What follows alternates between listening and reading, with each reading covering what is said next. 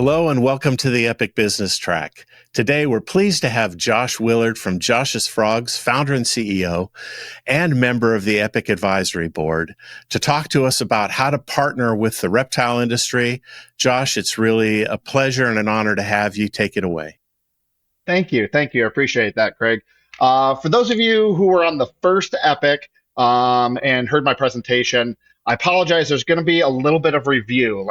When I first prepared for talking last time, I got to the end of my presentation and realized I had created two different presentations. So I gave the first half last time, and I want to give the second half this time. But unfortunately, I feel like the first half builds on the second half. So if you haven't seen the first half, I want to make sure that you get that. So if this sounds a little familiar because you watched the other one, just hold on tight. We'll get to some new content towards the end. So again, Craig said I'm Josh with Josh's Frogs. We're about to celebrate 21 years this November. So been a business in the hobby for a couple of decades now, and started off the business in my apartment bedroom, like most of us did.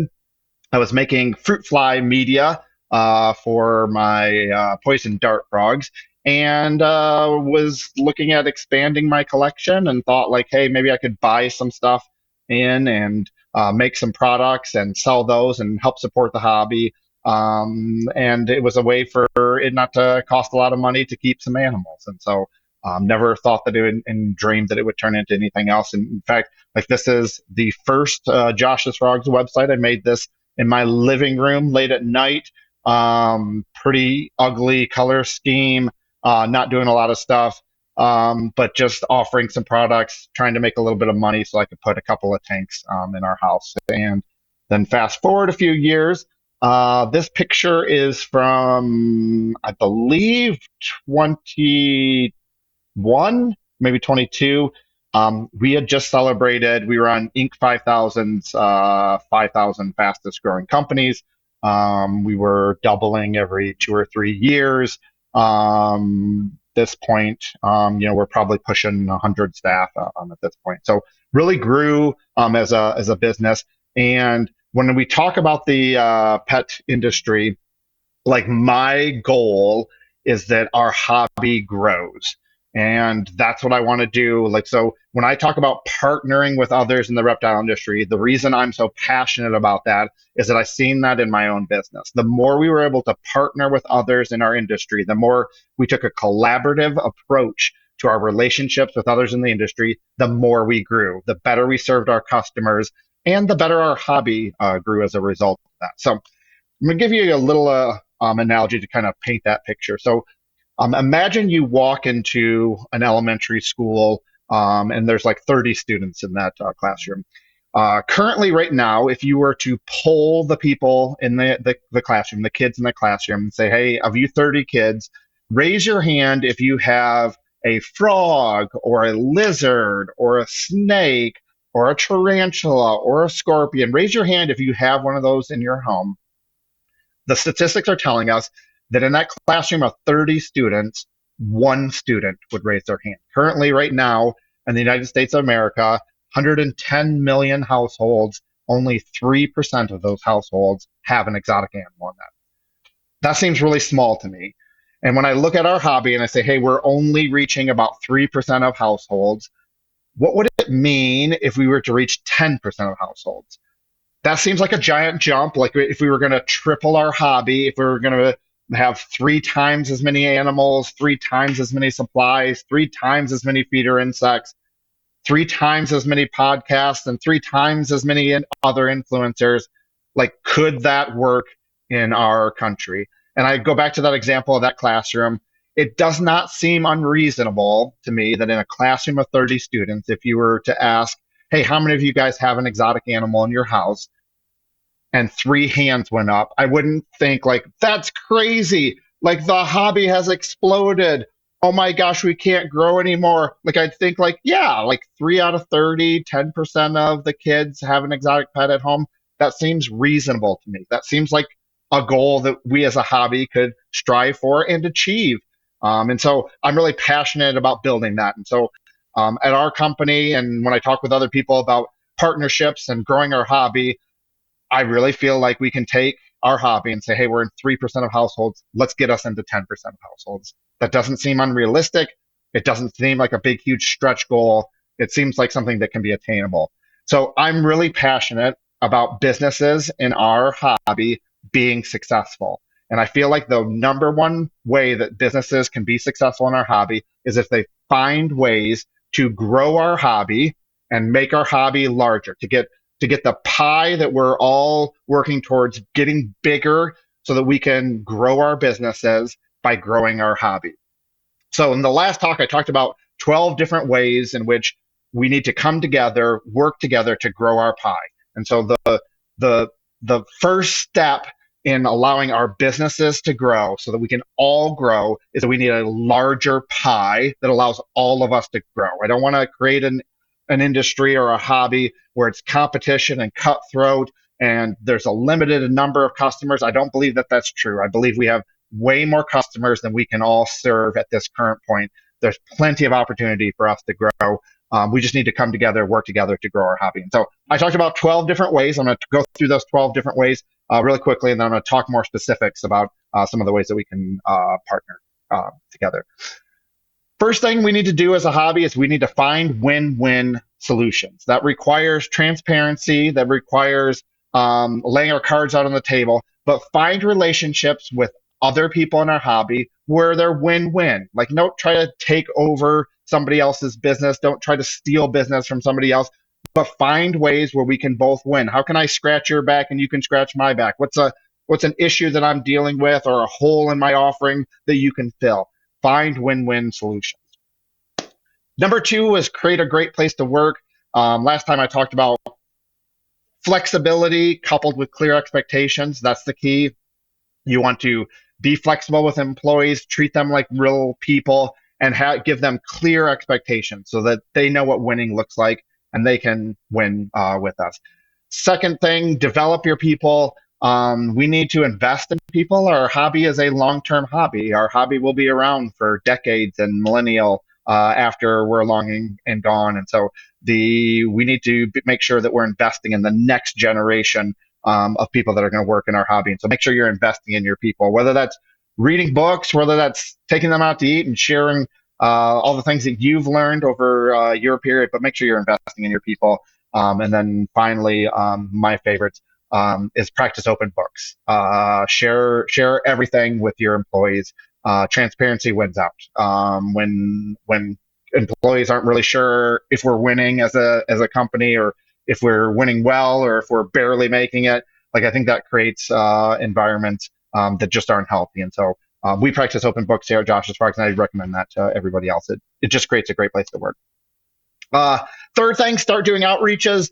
Contact your local school, your local boys and girls club, Boy Scouts, Girl Scouts, church groups, anything like that. Start doing outreaches. We need to expose people to these animals in ways where we control the narrative. A lot of times, a lot of these families, the only time they hear about exotic animals is when one escapes in some neighborhood and somebody finds a tortoise walking around in their neighborhood. We need to control that. We need to be educating and sharing our love for animals with those around us. So I really encourage you guys to do that. A lot of times in your specific business, it doesn't make a lot of business sense, but I think we need to pull together, and the more outreaches we can do, the more our hobby is going to grow. 4 was put yourself in the shoes of someone new. As a hobby, we're kind of unique. We have like our own vocabulary. We use words like racks, like what's a rack? No one knows what a rack is until you've been in our hobby and you're like, okay, yeah, I know what a rack is. No one knows what a terrarium is. They can't spell that word. Like no one knows that unless they've been in our hobby. Isopods, like why are we calling them isopods? I'd much rather we call them roly-polies. People know what roly-polies are. Not as many people know what isopods are. We got to stop using those big words. We got to make our hobby more accessible to new people when we're doing that. I recommended at the last presentation I gave, go to a rock and gem show, especially if you don't know anything about rocks and gems, and just walk around the show and experience what it's like to go to a show that you don't know anything about anything. And you're looking at pricing and you're like, why is that rock more expensive than that rock? are all these rocks? What's a rock? What's a gem? I don't know who to talk to. I don't know, like, should I offer them a different price than what they have listed? Experience that as a new person, and then allow that experience to influence how you treat new people that are new to the hobby. Just gotta be patient and remember that people that are new to our hobby don't have the experience, haven't learned the things that we've learned, and then haven't done the things that we've done. And so they're a little bit behind. So we got to put ourselves in the shoes of people that are new to our hobby. 5, find someone a step below you and offer to help. So maybe somebody's just new starting their business. Maybe they're new to the hobby. Find somebody like that you can offer some help to. Give them a few tips and tricks. Help them get their feet on the ground. We have to be careful that new entrants into our hobby, sometimes they haven't learned the things that we've learned. Sometimes they're making it up as they go along, just as we did, and they are continually doing. And we have to be cognizant of the fact that sometimes those newer businesses to the hobby can create experiences for users that just aren't ideal. They don't set people up for success the right way, and we need to help them set people up for success. Not only because we're trying to grow the pie, but we want people to have a good experience with their animals so that they stay in the hobby. When people have bad experiences, when they aren't successful keeping the animals, when it seems harder than it should be to keep some of these animals, those people leave the hobby, and we've got to work on retention by helping people that are maybe new to the hobby, new to selling stuff, new to selling animals, that we can guide them and say, hey, like here's the right size that when we usually ship, and here's how we do it, and here's how, because we want them to have a good experience with their customers, because the customers that stay in our hobby end up getting more animals and remaining in our hobby, and we don't have to find as many new people to enter the hobby that way. So make sure you find somebody that's a step below you. Next one was find somebody a step above you and offer to help them. So, hey, there's somebody that's been doing it a few more years, or they're doing it at a larger scale than you. Find ways to partner with them. A lot of times in larger companies, it's harder to innovate. It's harder to do new things. It's harder to do different things. And so a lot of times you can come to somebody else that's maybe a little bit larger than you, or doing some things that are a little bit different than you, and say, hey, like, I'm doing this cool thing. I'd love to come and partner with you to do this. Let's develop a win-win relationship and do that. So whether that's you're doing a podcast, or you're doing some type of new media that another larger business hasn't done yet, or whether you're doing some new animals that larger business isn't doing, find ways to partner with them to help grow our hobby. 7, I use this term just because it's the book, and I don't want to be accused of stealing an idea from a book and not giving them credit. But the analogy is a horrible analogy. So basically, the book says, don't focus on red oceans. Red oceans are like where the sharks are going crazy. There's so much competition. Like it does not feel like you can even navigate it. There's so much competition and so much thrashing, and it's a red ocean. Instead, find blue oceans. Find wide open water where people aren't doing what you're doing. So, for instance, in our hobby, it's finding, hey, like, I went to a trade show and I looked around, and there weren't as many turtles as there used to be. So I'm going to find a way to work with turtles, because I don't think that they're represented there at the hobby. And so I'm not competing with everybody else doing the same things. I'm finding a different animal to do it that way. Another way could be doing it at a different media. Like, hey, no one's selling animals through this way. Like, I think this is an opportunity to reach people and reach new customers. Find ways where it's not like, hey, I'm coming in, I'm going to sell my stuff for $1 or less, or I'm going to provide less service than they are just to keep my costs low, or hey, I'm going to come in and I'm going to talk bad about them because it's just a competition. Find blue oceans, find new customer groups, find new products, find ways to do that, because when you do that, it grows our hobby instead of creating an environment of competition that shrinks our hobby in a lot of ways. Next one was support diversity. A lot of times we go to the shows, it's a lot of people that look like me, old white guys selling stuff behind a booth. We got to change that. We got to find ways to get new faces into our hobby. That's the way we grow our hobby. I talked a little bit last time. I've got young girls, and we're fostering young African American girls. Like, they look at a trade show and they see a bunch of old white guys selling stuff. They feel like, hey, this hobby isn't for me. Like, it's obviously not for me. And we got to find ways to support diversity in our hobby. We got to find ways to reach new groups of people than we've been reaching in the past, because I think that there is an imperative for people to connect with nature. I think that it's healthy and it's good for us to do that, especially as our concrete jungles keep expanding and our devices keep getting easier to get sucked into. 9, know what you are good at. Oh, this is a key. I think a lot of times we all fall into this where we think that we're just great at everything. And the truth is we're not. And so part of building a great hobby is to figure out what are the things that you're really good at and focus on doing those and partner with others that are good at things that you're not as good at. So whether that's you have a large audience or you don't have a large audience, or you have great products or you don't have anything to sell, whether you can reach people in certain areas and somebody else can reach other people in other areas. Find out what you're good at. Find ways to partner with others to help grow our hobby. 10, support USARK and the Pet Advisory Network. Those organizations are fighting and oftentimes an uphill battle against much more heavily funded groups that really want to put an end to the pet trade, whether that's dog, cat, rabbit, hamsters, fish, reptiles, amphibians, exotic bugs. There's a lot of groups that want to see an end to our hobby. And so we got to find ways to support them. And sometimes that's financial, and sometimes that's being creative about financials. We've done sale days where we say, hey, this percentage of sales today are going to support these organizations. But also, too, they need other support. So anytime USARK or PAN post something, first off, I guess, follow them, like them, share them, whatever. But every time they post anything, make sure that you're sharing that with your network. Make sure that you're giving them all the love that they deserve. Make sure you're reacting with all their posts. We want to drive as much engagement as possible with what they're doing. When they need volunteers at shows, find people to help volunteer. Make sure you're doing donations, that kind of stuff at the shows as well, too. But make sure that we're supporting those organizations.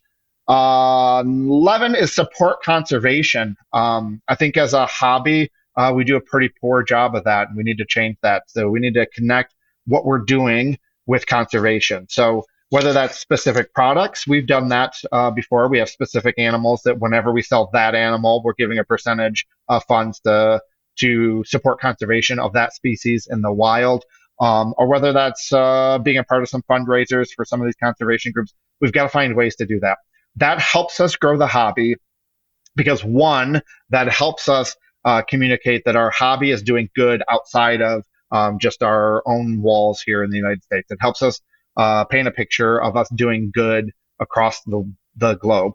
And that really helps us. So you'll notice on whenever they do any sales bans or owner type bans of any of the animals, they always exclude zoos. And the reason they exclude zoos is because of the conservation work that they do. They're not interested in ending that because that is too far of a reach for even these animal rights groups. And so I think the more we can support conservation, the safer our hobby is, and it allows us to grow our hobby. There are people that are very conscious about how their dollars are being spent now, and so if they can provide entertainment and enjoyment and also feel like they're doing good at the same time, it's a win-win and helps grow our hobby. Finally, the 12th reason, our 12th way in which we can grow our hobby is to partner with me. And so I left the last presentation talking about like, hey, reach out to me. Let's find ways to partner because I didn't get to give the second half of my presentation. So here's the second half of the presentation. We're going to talk a little bit about specific ways that we can partner together and how that works, and give you some tips and tricks based on our experience with partnering with bunches of people over the period. So I'm going to talk about 4 different types of partnerships.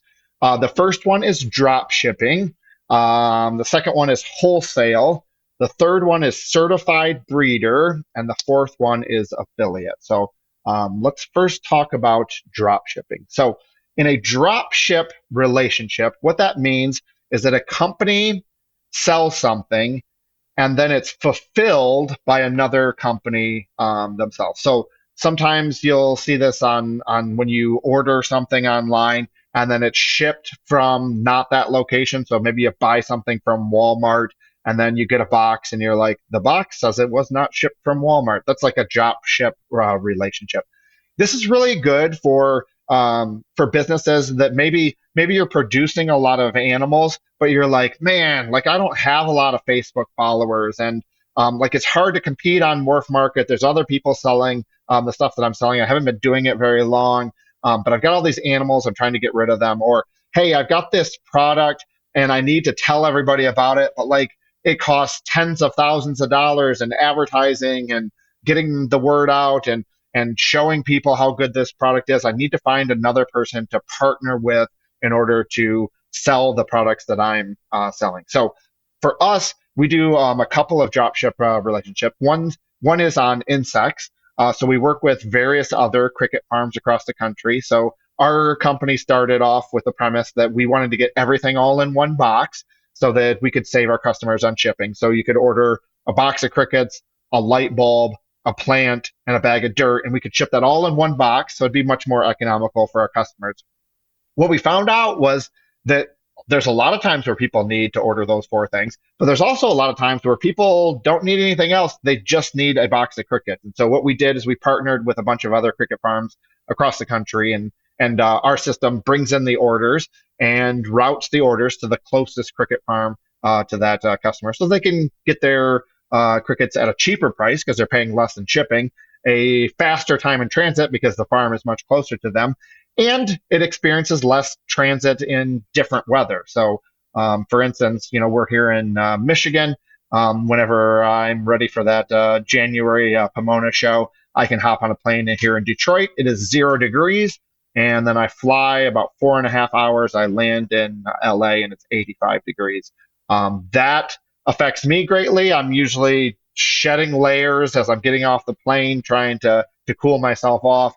But you can imagine a box of crickets experiencing that 90-day or that 90-degree change over a couple of days can be pretty traumatic for those insects as well. So we're able to find farms that are closer to the customer so they get a better experience. So it allows people to stay in the hobby longer and have better experiences with their products.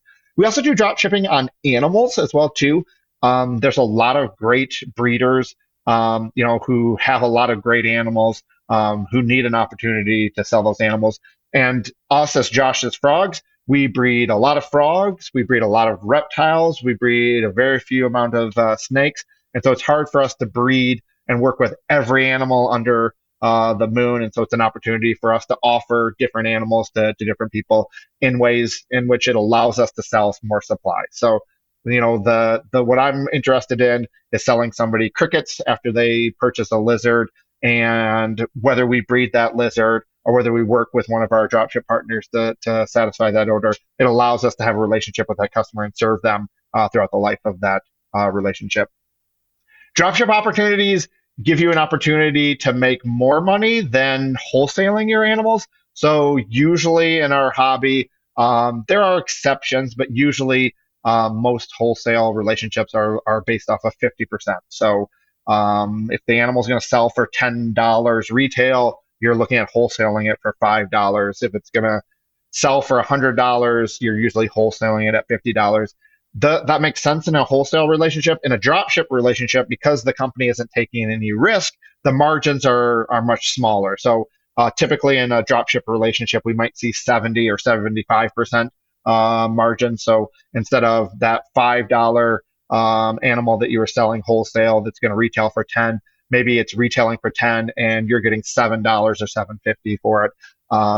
Another aspect of drop shipping that's really cool is that it allows you to leverage the logistics of a larger company. So, for instance, when we ship a box of animals, it costs us between $22 and $34, depending on where it's going in the country. Those rates are astronomically low. You're not going to find those on any resellers list for reselling any shipping rates. It has to do with the fact that we ship thousands of boxes every single week. And so that allows us to say, hey, to our dropship partners, we'll cover the shipping, we'll give you a label for that, and we'll also give you some money for the supplies that you're using to ship. And so a lot of times we find partners where they're like, hey, I'm making actually more margin because I am no longer paying for the supplies to make this shipping box out of the cost of the animal, and I'm not supplementing some of the shipping cost as well too. Where I'm charging them $40 or $50, but my label is costing me more than that. And definitely the supplies are costing more than that. So it's an opportunity to grow your business and not give up that much margin. It's a good partnership to have. So I get to move some of your animals, and I get to sell them insects, and then you get more than wholesale price for your animals. There's a lot of other larger companies that will do dropship relationships, whether that's Chewy or Amazon or Walmart or other players in our industry. That's a model that's more widely available than I think most people realize. We're just really trying to have full shelves, full online shelves, so that we can satisfy our customers and don't miss out on customers because we don't have what they're looking for.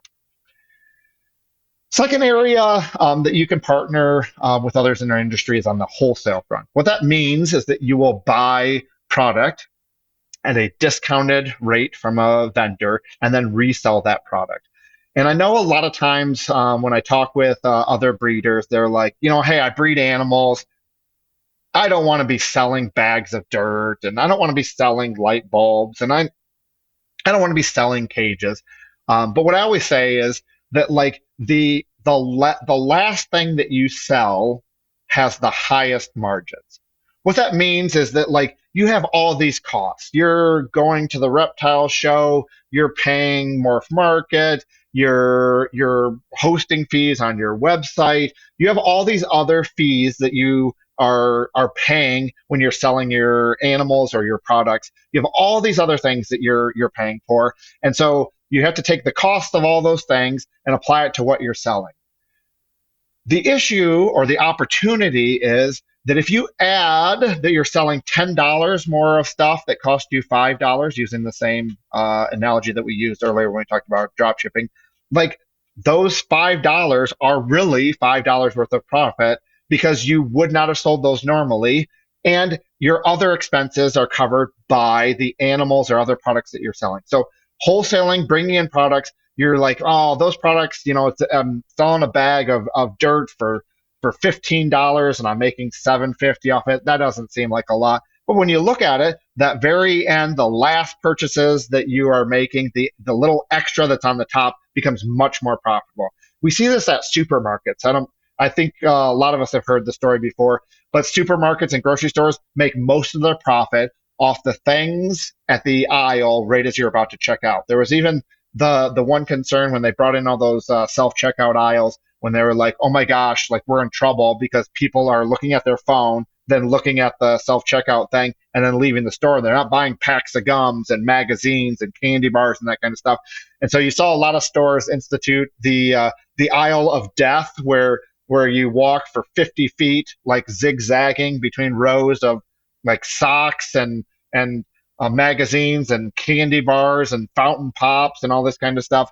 The whole reason that's done that way is those grocery stores, that extra purchase. So you bought all your groceries, that covers the workers, that covers the lights, the rent, that covers all the stuff that the store is doing.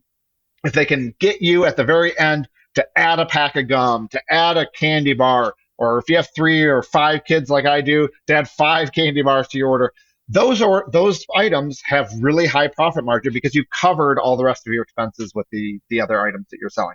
So wholesale becomes a really cool opportunity for you to add a lot more margin to your business by bringing on stuff that are upsells to your customers, so that when you sell an animal, you can sell a bag of bedding. When you sell a frog, you can sell some light bulbs, and it gives you an opportunity to really increase and grow your business.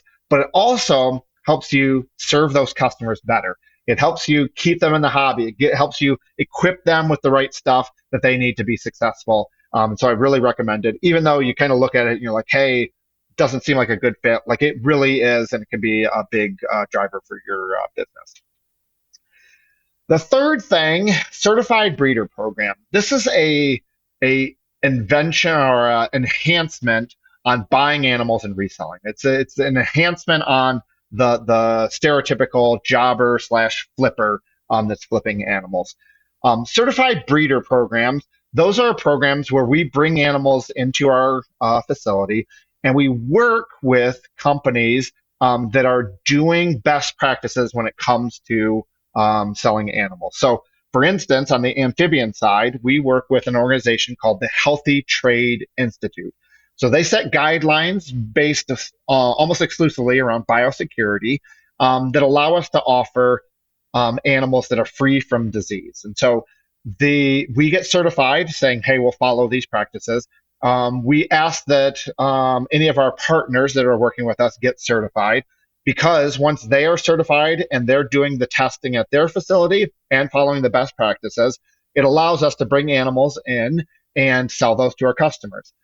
On the flip side, if they're not a part of the Healthy Trade Institute, that requires, because we are a part of that, to do some extra testing on the animals to make sure that they're free of any diseases that could be issues for the end consumer. And so finding ways to work with other breeders that are following best practices so that we can take those animals in to resell. So this is a good fit for companies or businesses. Maybe you're starting out and you just had a killer season. You got so many animals, and you're watching your cricket bill or your mealworm bill just skyrocket, or your feeder rodent bill just continually getting more and more each week, and as the animals are getting larger, and you're like, oh my gosh, like how much food am I going to have into these animals before I actually sell them? These opportunities are opportunities for you to take large lots of your animals, sell those to other people, so they can move those to the right customers, to leverage their audience, to reach new customers, and give them the animals that they need to enjoy and be successful with. It's less work that way to wholesale. So you could say, hey, I'm really good at breeding. I don't have a big name yet. It's an opportunity for me to do what I'm really good at, breeding animals, and allow the other businesses that might have a larger reach or maybe doing more shows to be able to do that. And so it gives them an opportunity to focus on what you do well and allow other people to do the hard work of actually trying to sell the animals. All right. Fourth way to partner is affiliate. And this is a really big industry. It's becoming much larger, not just in our industry, but in all industries where people are selling, where people are trying to find influencers, people that have a big audience, and allow them to partner with businesses such as myself that sell stuff, and create a partnership that allows the affiliate to have some more content to engage with their customers and allows me to leverage that audience to sell product. So I want to give you guys some tips if you're in the affiliate market, just about how business owners such as myself think about the affiliate market, and to help you communicate a little better when you're trying to find partners to partner with you. So one of the things that kind of rubs me the wrong way or drives me up a wall or kind of almost as a deal killer right from the get-go is these affiliate relationships that are proposed to me that are kind of like a black box, that are like, hey, would you sponsor our show for $100? Would you sponsor this for $1,000? Would you do this for this amount of money? Those types of relationships are really hard for me as a business owner to be like, hey, should I be spending $100 on the next bonus for my employees? Should I spend the next $100 on getting that HVAC system fixed or tweaked a little bit? Should I spend that next $100 trying to find that next product? Should I spend that $100 on paying off some debt on the building that we have? And I'm trying to make all those decisions, and then in my mind, I can think about like, hey, that HVAC system, could go out, and so maybe it's valuable to do that. Or, hey, debt is bad. Like I can feel like what it would feel like to put $100 towards that debt. And when I get proposed like, hey, $100 to sponsor my show, like it's hard for me because I then have to do my own convincing on myself that that's a good deal for me. Like I have to think through like, okay, how big is the show, and like what kind of benefit could I get from that? And so if you're an affiliate marketer, don't create these black boxes for businesses to try to figure out if it's a real good deal. Try to frame it in a different way that allows that business owner to think about how that relationship, that affiliate relationship, is really going to affect their business. So I like the idea of like sharing viewership. So like, hey, will you sponsor our podcast episode? It's $100, and we have 1,000 people that are going to see it.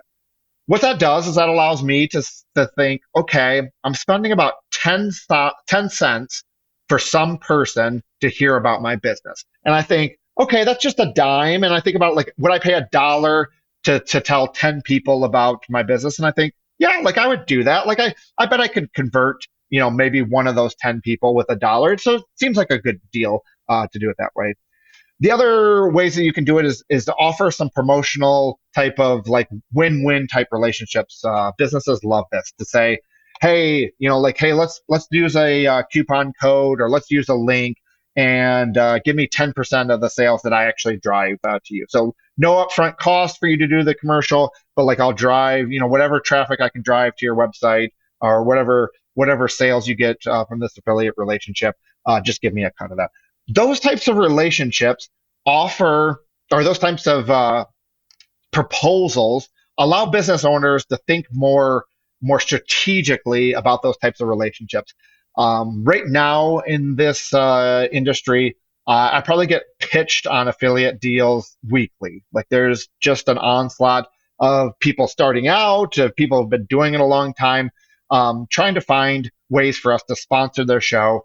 And really the best ones, the ones that we really engage with, it isn't for them being better or different. It's really about them proposing a situation, a proposal in a way that like I could really think through. It wasn't just like, hey, it's $100 to sponsor, or it's $10 to sponsor. Like they really were able to work with us and say, hey, like this is how many viewers we have. This is what your money does. This is how it works out. And those types of relationships are the relationships that are much easier for us to say yes to, because that allows us an opportunity to put that expense up against other expenses as well too. So, all right, recap. We need to grow our hobby. I don't feel like it's a stretch goal in any world to think that our hobby couldn't grow 3 times what it is today.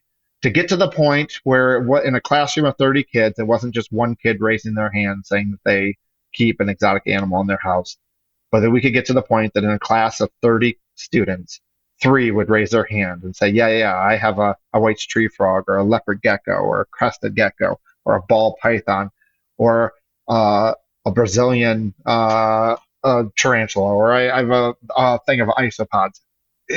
It does not seem out of the realm of possibility for us to get to there, but it's going to take a lot of work. It's going to take us working together, not seeing each other as competition, but seeing each other as partners, and reaching new customers and serving them well and making them successful in our hobby so that they keep growing in our hobby, getting new animals, connecting with nature, and don't drop out of that.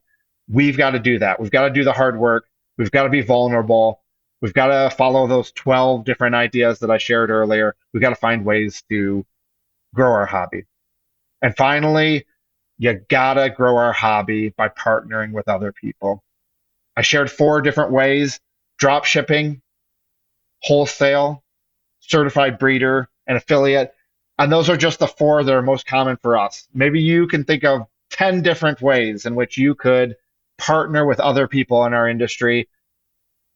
We need to find those new ways of reaching new customers, treating them well, equipping them to be successful, and growing our hobby. If you have any questions about anything I said, or maybe you have an idea, email is the best way to get a hold of me. Shoot me an email, josh@joshsfrogs.com. I'd love to talk about how we can partner together to grow our hobby, to make it bigger, better, and different than it is today. I'm really passionate about this hobby. I feel like we have a lot of room to grow, but we've done some really cool stuff in the past, and I'm excited about what our future looks like together. Again, one last call. If you are on the fence, or haven't really thought about supporting the Pet Advisory Network or USARK, please take some time, find some opportunities, whether that's financial, whether that's with your time, whether that's with your resources. Find ways to support those organizations. They're imperative that they be supported so that we can grow as a hobby. Thank you. Have a great rest of your day. Thanks very much, Josh. That was great. Please go back to epic.live now and choose your next session. There's a schedule there, and you can see all the ones that are going to be live here in a couple minutes and choose the next one to watch. Thanks very much, and thank you again, Josh.